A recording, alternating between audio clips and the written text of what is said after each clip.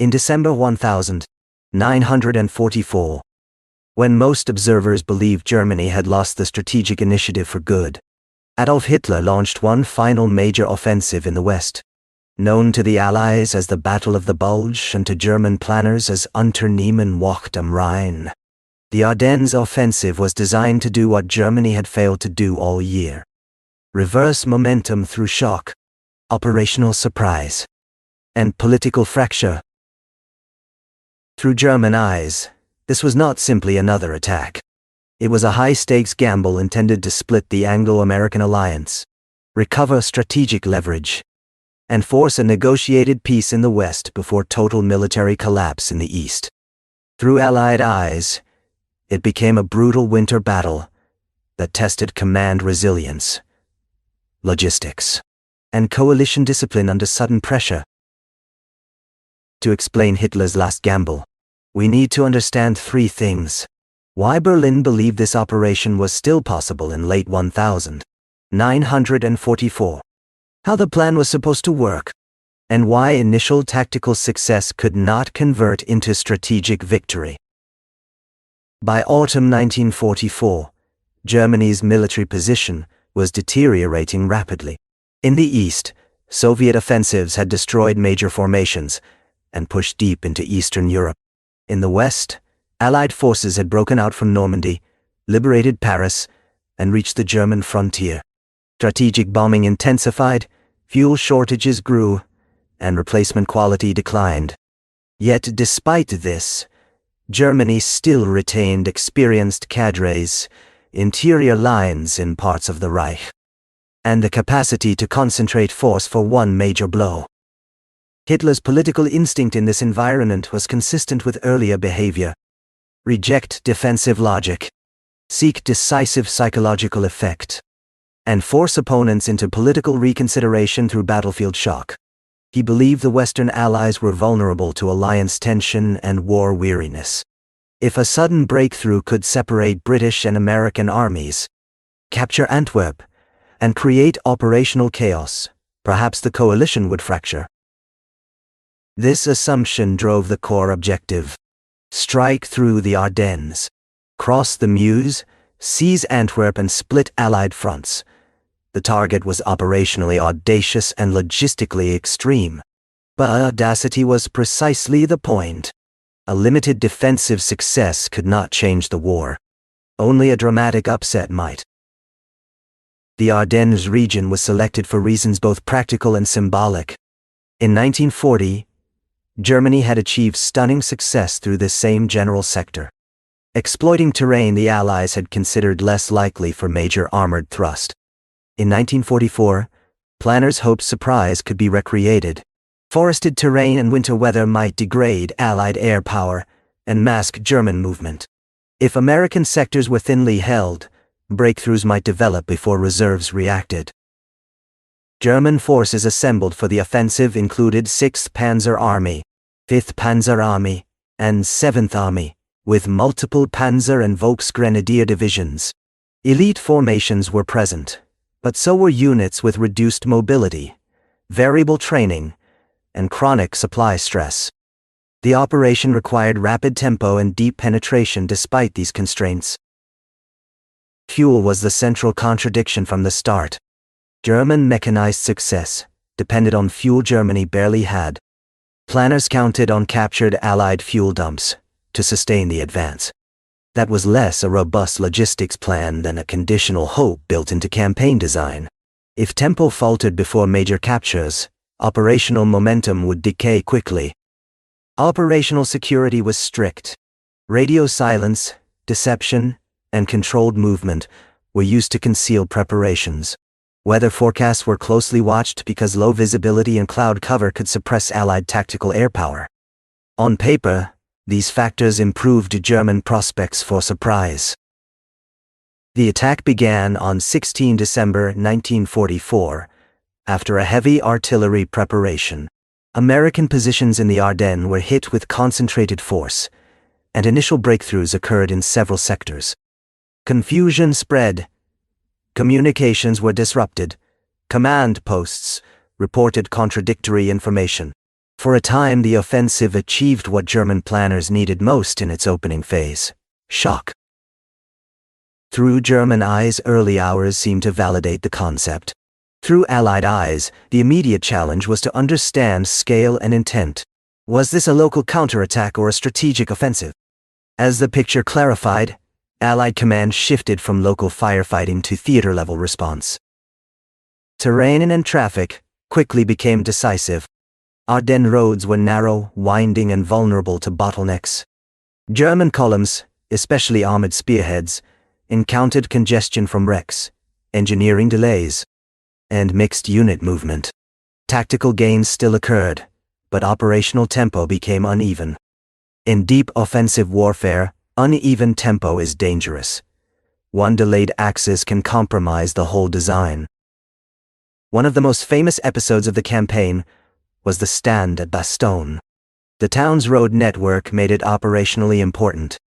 American forces, including elements of the 101st Airborne and other units, held despite encirclement pressure. Their defense complicated German traffic plans and forced diversions. Time lost at key nodes accumulated into campaign-level delay. Another factor was command friction inside the German system. Ambitious objectives required strict coordination among armies moving on difficult terrain under winter conditions. Differences in pace, local resistance, and route conditions produced growing divergence between planned and actual timelines. High command intent remained expansive, but execution reality narrowed options. Special operations were also employed. Autoskorzny's commandos in captured uniforms and vehicles aimed to create confusion behind Allied lines, disrupt traffic, and spread fear. These actions produced psychological effects and temporary uncertainty, but they could not substitute for sustained operational penetration. As weather began to improve, Allied air power returned with increasing force. German columns and supply routes became vulnerable to attack. Bridges, roads, and logistics points were struck. For an offensive already stretched by fuel and traffic constraints, this shift was severe. Allied command adaptation was fast and consequential. Eisenhower, Bradley, Montgomery, and subordinate commanders reorganized sectors, shifted reserves, and prioritized road control and key defensive positions. Patton's rapid pivot of Third Army northward to relieve Bastogne became one of the campaign's most discussed operational moves. By late December, the offensive had reached its high water mark in many sectors without achieving its decisive operational objectives. Antwerp was nowhere near capture. The Meuse crossings were not secured. German spearheads that had advanced deepest were increasingly exposed and fuel-stressed. At this stage, the offensive's strategic logic began to collapse. The plan required continuous acceleration. Instead, it produced initial shock followed by attritional slowdown. Germany could still fight hard, but it could not sustain the depth of movement needed for political shock at coalition scale. From a logistics perspective, the operation became progressively unsustainable. Fuel shortages worsened. Vehicle losses mounted. Recovery and repair capacity lagged. Ammunition distribution was strained by road congestion and Allied interdiction. The winter environment amplified all of these pressures. The German command faced a narrowing decision space. Continue pushing with shrinking means, hold exposed gains under growing Allied pressure, or begin withdrawal to preserve remaining combat power. Hitler's preference for persistence delayed adjustment. But battlefield conditions increasingly dictated outcomes regardless of intent. In January 1945, Allied counteroffensives from north and south compressed the salient. German forces withdrew from many advanced positions. The Bulge was reduced. The offensive had failed to achieve its decisive goals and had consumed valuable reserves Germany could not easily replace. Why did Hitler launch the Ardennes Offensive at all, given Germany's declining position? First, because strategic desperation can produce maximalist choices. Limited defensive plans offered no pathway to political reversal. Second, because Hitler believed coalition fracture was possible if a dramatic operational shock occurred. Third, because Germany still possessed enough concentrated force to attempt one large Western blow, even if only once. Fourth, because prior success in 1940, through Ardennes terrain, encouraged historical analogy. Fifth, because ideology and leadership psychology favored offensive risk over defensive realism. Why did it fail? First, objectives exceeded sustainable means. Reaching Antwerp under those conditions required a level of tempo and logistics Germany could not maintain. Second, fuel planning was fundamentally fragile. Reliance on captured stocks introduced major operational risk. Third, terrain and winter roads constrained movement and magnified congestion. Fourth, Allied command cohesion held. The anticipated political split did not materialize. Fifth, Allied reserves and operational adaptation were faster than German planners hoped. Sixth, weather advantage was temporary. Once Allied air power returned, German vulnerability increased sharply. Seventh, the offensive consumed elite formations and material needed for subsequent defense of the Reich. The Ardennes campaign is often remembered through dramatic images: fog-covered forests, burning vehicles, isolated road junctions, and sudden reversals. But its deeper meaning lies in strategy. It was Germany's final attempt to use operational surprise to achieve political transformation in the West. It failed not because surprise never occurred, but because surprise alone could not overcome structural imbalance. A crucial lesson is that opening success and strategic success are different categories. German forces achieved local surprise, penetrated lines, and imposed serious short-term disruption. Yet strategic victory required sustained depth, logistical endurance, and coalition fracture. None of these followed. Another lesson is coalition resilience under stress. The operation was partly designed to exploit Allied seams. Instead, the crisis reinforced coalition mechanisms, reserve allocation, command coordination, and shared urgency. Temporary command tensions existed, but the alliance did not break. For the Western Allies, Ardennes was a costly warning against complacency. Sectors considered relatively quiet can become decisive under concentrated enemy attack. Intelligence interpretation, reserve posture, and command agility were tested and improved under pressure. For Germany, Ardennes accelerated strategic decline. Losses in trained crews, armored vehicles, artillery, and transport capacity weakened defenses just as Soviet offensives prepared to strike harder in the east and Allied armies advanced in the west. In this sense, the gamble was not merely unsuccessful, it was self-consuming. Could a different German plan in December 1944 have produced better outcomes? Perhaps a narrower objective? Inflict losses, disrupt lines, then withdraw.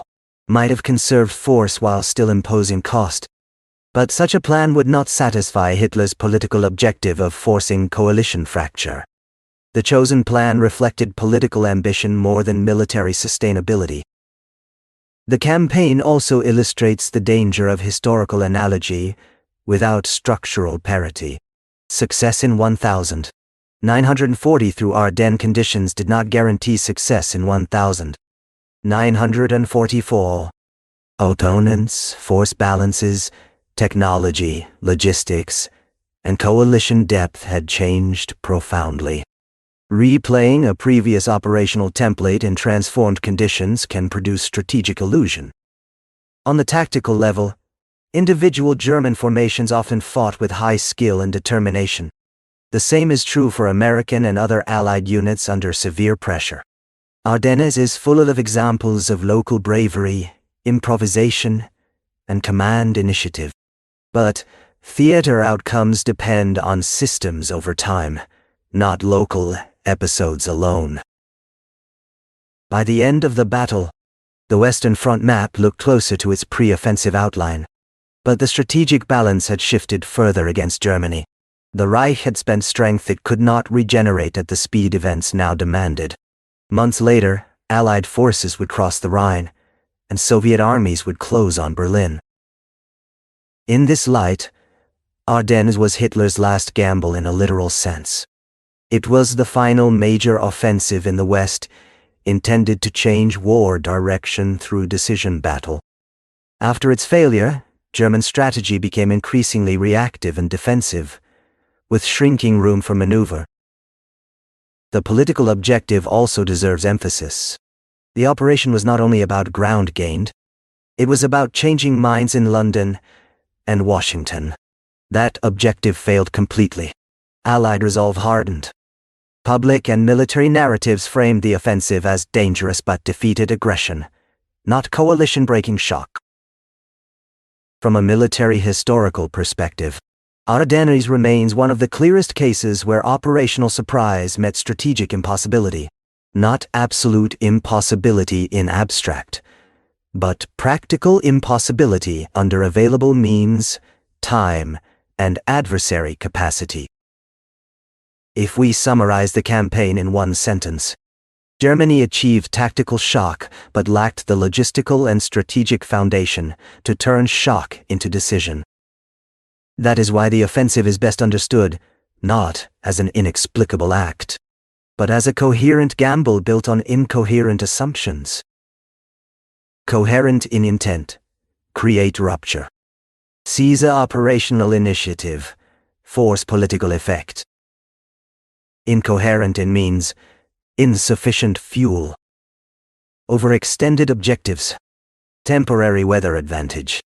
Underestimation of coalition, resilience. Hitler's last gamble explains itself through this contradiction. It was bold enough to surprise, but not strong enough to succeed. And once its momentum broke, Germany had little left to replace what it had spent. In December 1944, the Ardennes Offensive briefly bent the front line. It did not bend the war. By January 1945, the salient had narrowed, the reserves were damaged, and the strategic trajectory toward German defeat had accelerated. For students of strategy, Ardennes remains essential because it demonstrates how late-war desperation can produce offensives that are operationally dramatic and strategically self-defeating at the same time. For viewers of history, it remains unforgettable because within one winter campaign, we can see ambition, deception, courage, miscalculation, resilience, and collapse compressed into a single arc. That is the real explanation of Hitler's last gamble. It was not irrational in objective. It was impossible in execution under the conditions Germany had created. And once launched, it consumed the very strength Germany needed to survive what came next. To appreciate just how narrow the German margin was, we should look at the offensive through operational phases rather than one continuous narrative. Phase 1 was surprise and penetration. German forces achieved this in several sectors. American forward units were shocked, some command links broke, and local withdrawals occurred under pressure. Phase 2 should have been acceleration. Rapid exploitation by armored formations through road networks toward major crossing points. This is where the operation began to fail structurally. Congestion, resistance at key nodes, fuel friction, and engineering delay reduced speed. Phase 3 required operational breakthrough depth, crossing the Meuse and sustaining movement toward Antwerp. Germany never reached this phase in practical terms. By the time deeper movement might have been attempted, tempo, fuel, and Allied reaction had already constrained options. Phase 4, effectively imposed by events, was attritional defense and withdrawal under counter-pressure. This phase model matters because it shows that the plan depended on uninterrupted success across all stages. Most large offensives can tolerate partial disruption, Ardennes could not, because its strategic objective was so distant and time-sensitive. Another way to understand the gamble is to compare German and Allied strategic clocks. Germany needed a fast political effect in weeks. The Allies could absorb weeks of disruption so long as coalition command and logistics remained functional. In time war terms, Germany had no cushion. The Allies had depth. This asymmetry shaped the whole campaign. German intelligence and operational deception performed well enough to produce initial surprise. But strategic surprise is harder than tactical surprise. Once Allied higher command understood the scale and direction of the offensive, reserve power could be applied. The United States, in particular, had growing replacement and logistics capacity in the theater. Temporary front shocks did not equal systemic breakdown. Road space competition in Ardennes conditions deserves special emphasis. Every major movement competed for the same narrow corridors. Assault groups going forward. Artillery and fuel trying to follow. Engineers clearing obstacles. Medevac and damaged vehicles moving back. And command traffic trying to maintain control. One destroyed vehicle at a choke point could delay entire columns. In high-speed planning assumptions, these delays are often treated as friction. In reality, they became campaign-defining events. German armored doctrine was most effective when movement options were broad, and command could revector quickly around resistance. In the Ardennes winter road network, revectoring was limited. This increased the defensive power of localized Allied resistance at road hubs and villages. The role of weather is often misunderstood. Poor weather initially favored Germany by limiting Allied air intervention. But weather is not one-sided forever. Once skies improved, advantages reversed quickly. German columns that had accepted early risk to gain surprise became exposed at precisely the moment they needed sustained logistics movement. Air interdiction then multiplied already existing transport problems. From Allied perspective, one of the campaign's strongest features was command elasticity, even amid disagreement over operational methods or sector priorities. Coalition command could still assemble and move reserves rapidly enough to stabilize decisive areas. The defense of Bastogne, the northern shoulder containment, and Third Army's maneuver toward relief combined into a system response, not isolated miracles. For Germany, by contrast, command intent remained fixed at a strategic horizon increasingly disconnected from field realities. Hitler's insistence on ambitious objectives persisted after conditions changed. Professional commanders sought adjustments, but strategic flexibility narrowed as political control overrode adaptive sequencing. It is also important to note that Ardennes did not occur in isolation from global pressures. Germany fought under strategic bombing at home, maritime blockade effects, and escalating Soviet pressure in the east. Any Western offensive reserve committed in December 1944 had opportunity costs elsewhere. The gamble's cost was therefore not only measured in Ardennes losses, but in weakened capacity across the entire war system. The human cost within the battle was severe. Winter exposure, artillery pressure, urban and forest fighting, and strained medical evacuation produced heavy losses on both sides. Civilian suffering in the region added another tragic layer.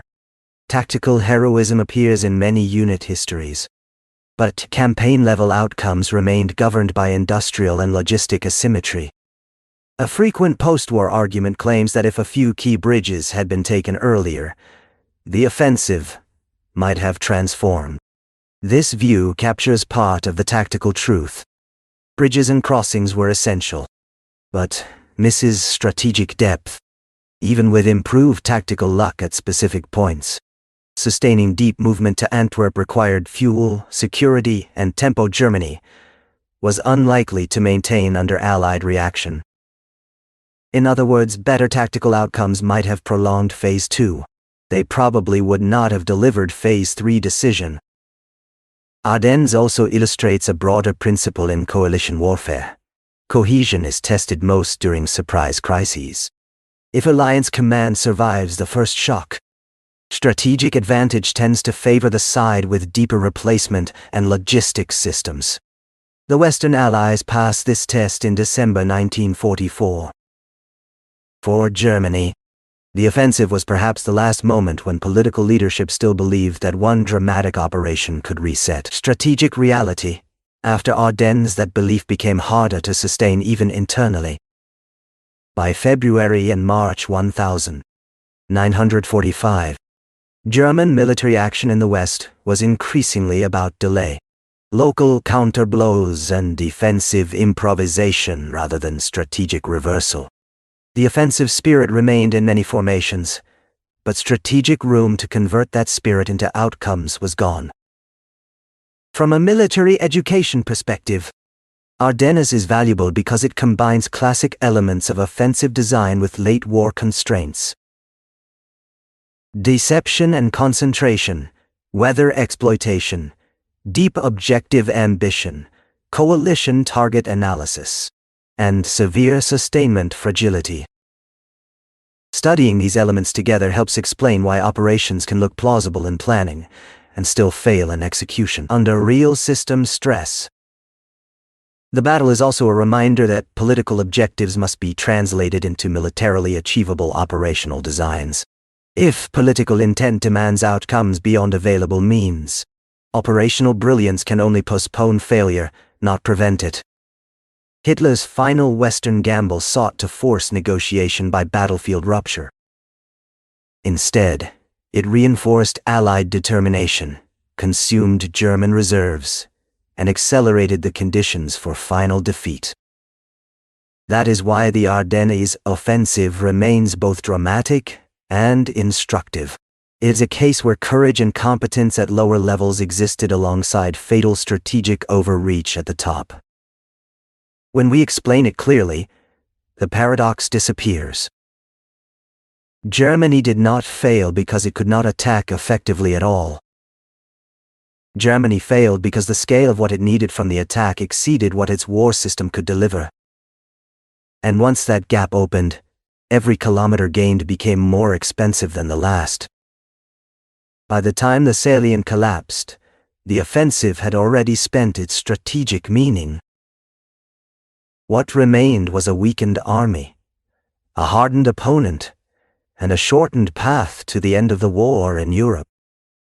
That is the Ardennes Offensive, explained as Hitler's last gamble. A bold attempt to change everything. That changed only the speed of Germany's defeat.